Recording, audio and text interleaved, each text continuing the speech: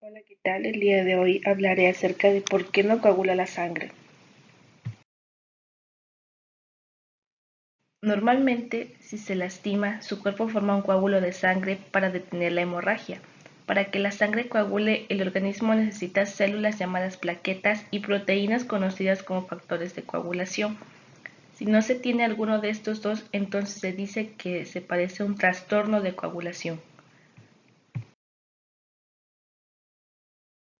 Primero que todo, ¿qué es la coagulación? Bien, se le denomina coagulación al proceso por el cual la sangre pierde su liquidez, convirtiéndose en un gel para formar un coágulo. Este proceso potencialmente desemboca en la hemostasis, es decir, en el cese de la pérdida de sangre desde un vaso dañado, seguida por su reparación. Ahora hablaré acerca de los trastornos de coagulación. Si se tiene un trastorno de coagulación, significa que no tiene suficientes plaquetas o factores de coagulación o estos no funcionan como deberían.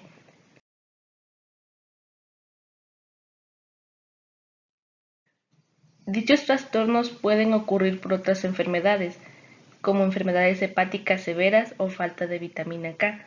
Pueden ser hereditarios o también pueden ser causados por un efecto secundario de ciertas medicinas, como los anticoagulantes.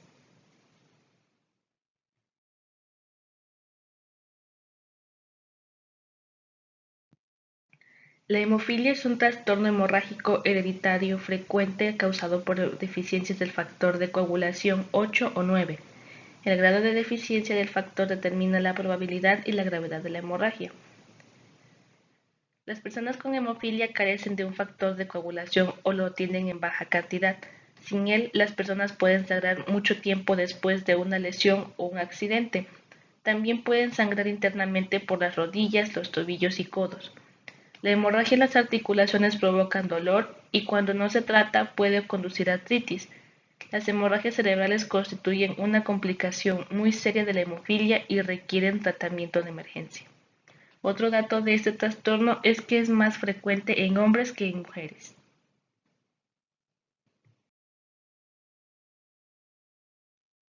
Signos y síntomas. Los principales signos y síntomas de la hemofilia son el sangrado excesivo y la aparición fácil de moretones.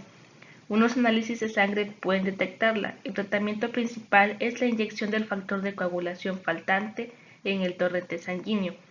Puede realizarse regularmente o solo cuando la persona lo necesite. Trombocitopenia. Significa que existe un número bajo de plaquetas en la sangre y tiene como consecuencia un aumento del riesgo de sangrado. Aparece cuando la médula ósea produce una escasa cantidad de plaquetas o bien cuando muchas de estas se destruyen o se acumulan en el interior del vaso, aumentando de tamaño. Las plaquetas o trombocitos son células que circulan por el torrente sanguíneo y ayudan a la coagulación de la sangre. La sangre tiene habitualmente entre 140.000 y 440.000 plaquetas por microlitro.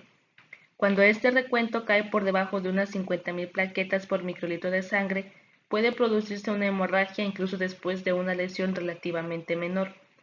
Sin embargo, en general el riesgo más grave de hemorragia se presenta cuando este número cae por debajo de 10.000 a 20.000 plaquetas por microlitro de sangre.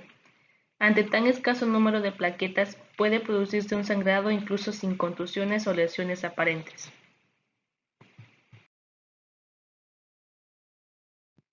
Síntomas.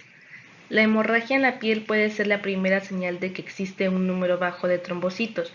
Con frecuencia aparecen pequeñas manchas rojas o petequias en la piel de la parte inferior de las piernas y cualquier golpe causa hematomas, equimosis o púrpura. Las encías sangran y es posible que se detecte sangre en las heces y en la orina.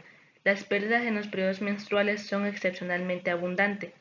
Es probable que la hemorragia sea difícil de contener.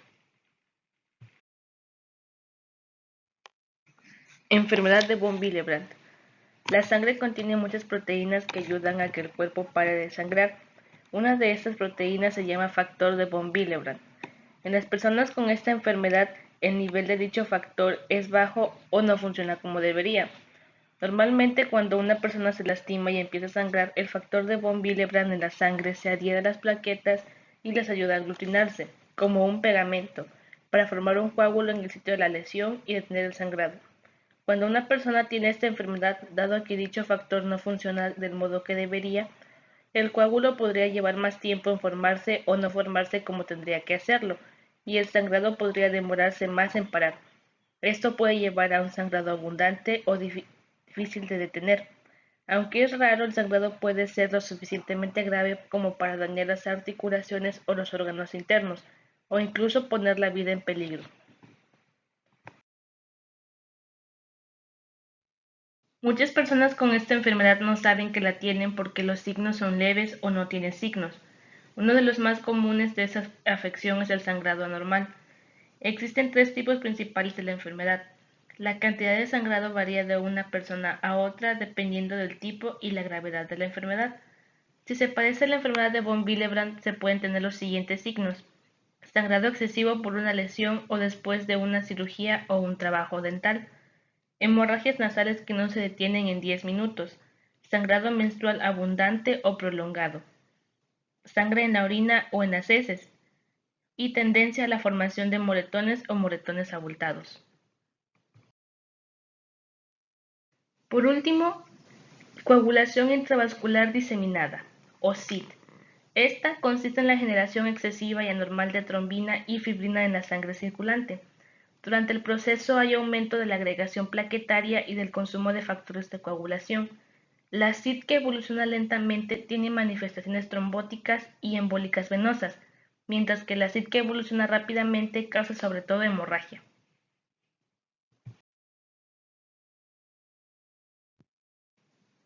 Signos y síntomas. En la SID de evolución lenta puede haber síntomas de trombosis venosa y o de embolia pulmonar. En la SID grave de rápida evolución, los sitios de punción cutánea, por ejemplo punciones arteriales, sangran persistentemente. Aparecen equimosis en los lugares de inyecciones parenterales y puede haber una hemorragia digestiva grave.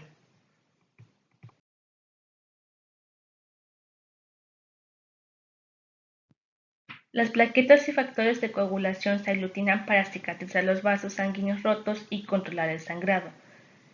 Dichas plaquetas y factores deben estar equilibrados. Los trastornos de coagulación de la sangre se presentan cuando faltan o se dañan algunos factores de coagulación, y esto deriva en demasiado sangrado o en un sangrado que dura mucho tiempo. Una persona necesita el equilibrio adecuado de los factores de coagulación para tener un sangrado y una coagulación saludables.